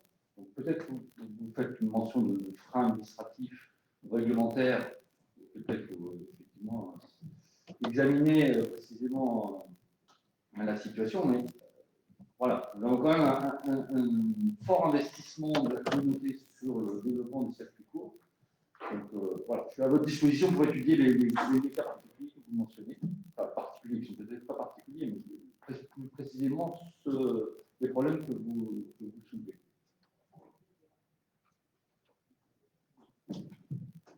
Y a-t-il d'autres demandes de prise de parole? Oui. Monsieur Fouché. Oui, mais moi, ce que ça m'amène comme réflexion, c'est que on ne peut que souhaiter que les 9 communes candidates soient effectivement choisies. Et si j'ai bien compris, ça peut que laisser les moyens à Comaldo de soutenir un peu plus les autres bassins de vie dont je fais partie. Donc je le vois comme ça. Moi, en quelque part aussi, ça me rappelle peut-être le retour des cantons. Donc, ça veut dire qu'il avait quand même une certaine utilité. Voilà, c'est ce que j'ai à dire.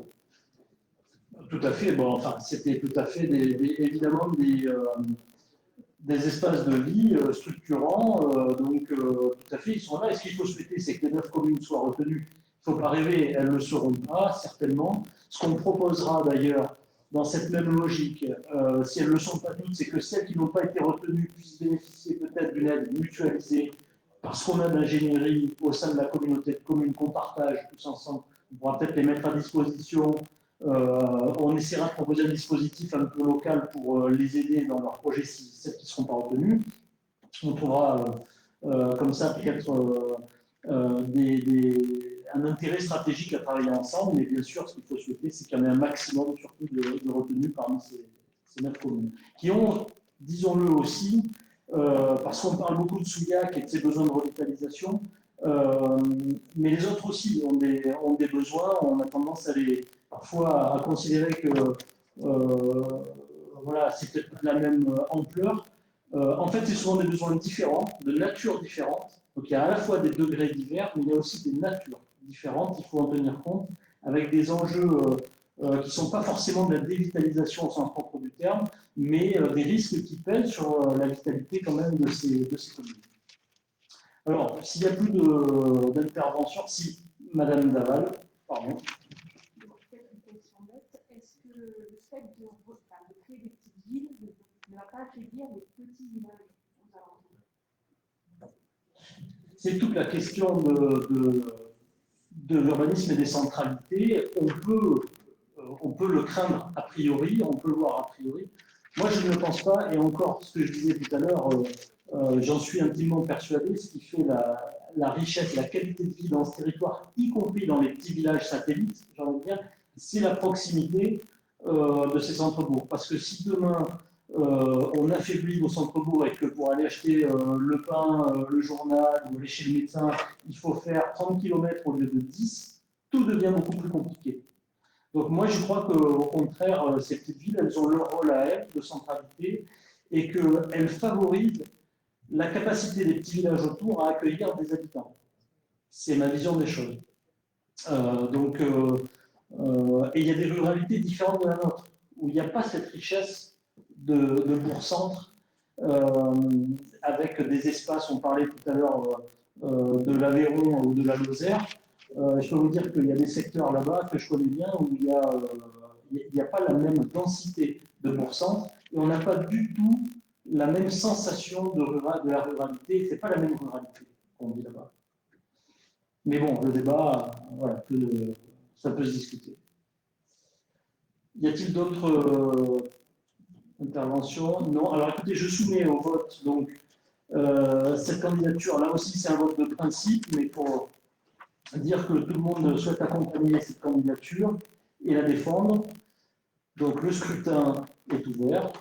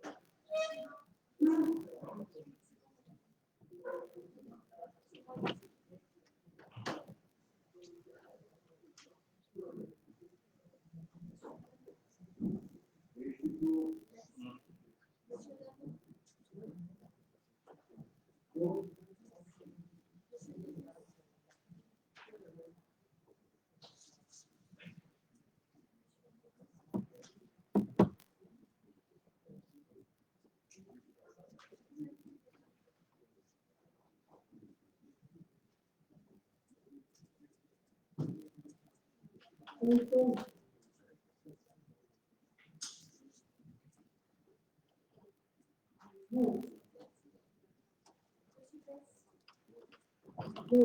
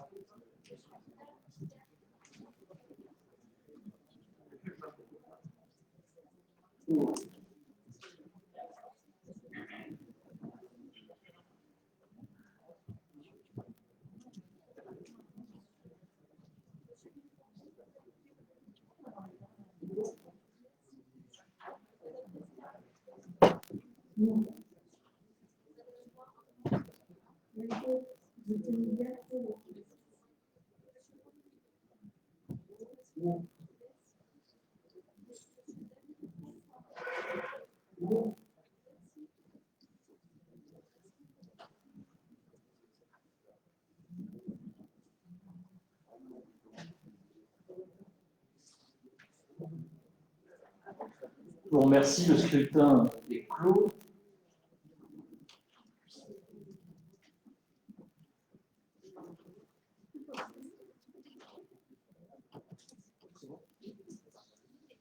Alors,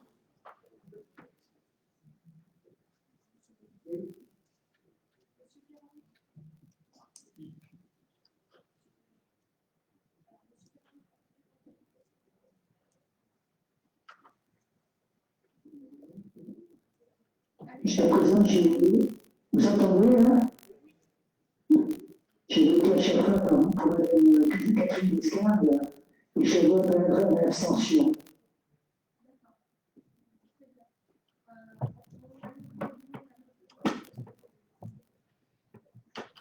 Merci. C'est bon. Oui, oui. François Monet est pour aussi, hein, et pas en abstention. C'est noté.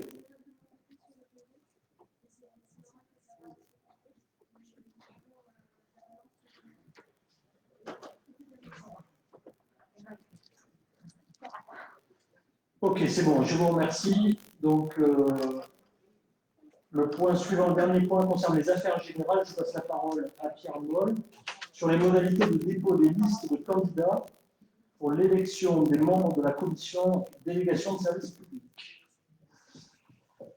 Donc, une petite explication auparavant. Donc, depuis 2019, un nouveau code de la commande publique reprend toutes les règles applicables au marché public et aux concessions. Alors, une concession, qu'est-ce que c'est? Un contrat de concession est un contrat par lequel une autorité concédante, ici comme Aldor, confie l'exécution de travaux et ou la gestion d'un service à une autre personne. Dans ce cas, c'est cette personne, le concessionnaire, qui supporte le risque lié à l'exploitation de l'ouvrage ou du service qui lui a été transféré. En contrepartie, le concessionnaire a le droit d'exploiter l'ouvrage ou le service et de se rémunérer grâce à cette exploitation. Un exemple de délégation de service public, les transports en commun de la métropole bordelaise. C'est Bordeaux Métropole qui a la compétence, mais c'est bien Transport Bordeaux Métropole, TBM, qui assure le fonctionnement des transports et qui perçoit le prix des tickets des voyageurs. Donc, comme pour les marchés publics avec la commission d'appel d'offres, avant de passer un contrat de concession, il faut réunir une commission. Appelée concession dans le code de la commande publique, elle apparaît toujours sur son ancienne appellation dans le code général des collectivités territoriales, à savoir commission de délégation de services publics. Et c'est dans le code général des collectivités territoriales que nous retrouvons les règles relatives à cette commission de délégation de services publics. Donc le rôle pour la DSP, lorsqu'un appel d'offres pour un contrat de délégation de services publics est lancé, la commission de DSP intervient pour analyser les offres et émettre un avis sur celle-ci. Alors sa composition, je crois que vous l'avez affiché au tableau, Le président de la collectivité préside cette commission et elle est composée de 5 membres titulaires et de 5 membres suppléants. Et le quorum de la commission est fixé à 4. Les membres sont élus par délibération du conseil communautaire. C'est pourquoi aujourd'hui, en fait, il faut prendre une délibération préalable à cette élection afin d'informer et de fixer les modalités de dépôt des listes, puisque les membres seront votés lors du conseil communautaire du 14 décembre.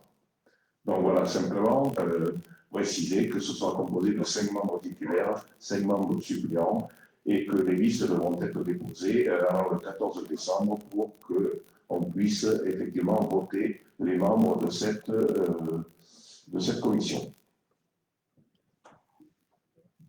Très bien, merci Pierre. Y a-t-il des questions? Pas de questions. Donc je propose de soumettre au vote. Le scrutin est ouvert.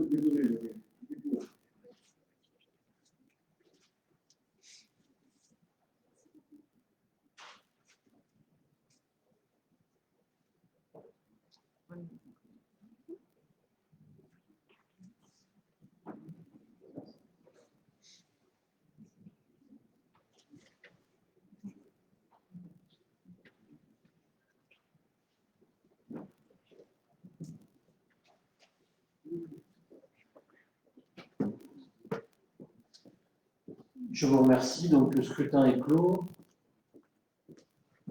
Et voilà, la délibération est adoptée. Alors écoutez, vous avez après reçu donc les décisions du président qui vous ont été adressées avec cette note de synthèse que vous avez pu consulter. Vous avez pu aussi, on vous a communiqué les délibérations prises par le bureau communautaire. Est-ce qu'il y a des questions ou des interventions sur ces différentes, ces éléments d'information qu'on vous a communiqués? Non, pas de questions, pas d'informations. Y a-t-il des questions diverses? Des informations diverses? Monsieur Geoffrey Cross. Oui, j'ai failli ne pas me réveiller, pour m'excuser, je commençais à avoir froid. Juste rappeler aux conseillers communautaires présents qui nous écoutent que leur a été adressé à eux ainsi qu'à leurs élus municipaux un questionnaire concernant la gouvernance. Vous le savez, vous avez été associés à des réunions territoriales pour travailler sur la question de la gouvernance et établir un diagnostic. Un questionnaire a été élaboré. Juste rappeler qu'effectivement, ce questionnaire va vous être renvoyé pour complément pour ceux qui n'ont peut-être pas pu y répondre encore ou n'ont pu le voir passer. N'hésitez pas à relayer l'information auprès de vos élus municipaux. Voilà, merci beaucoup. Merci Geoffrey. Y a-t-il d'autres questions? Oui. Juste vous préciser que la commune de Saint-Laurent-les-Tours a bien adhéré à la même et que donc voilà, Covalor peut adhérer. Nous nous étions fait remarquer la dernière fois, c'est fait. Voilà, je le précise.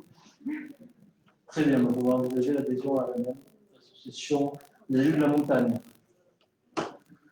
Très bien, merci pour cette information. D'autres questions ou informations? Non, mais écoutez, je vous remercie de votre présence. On va vous reconvoquer donc très vite.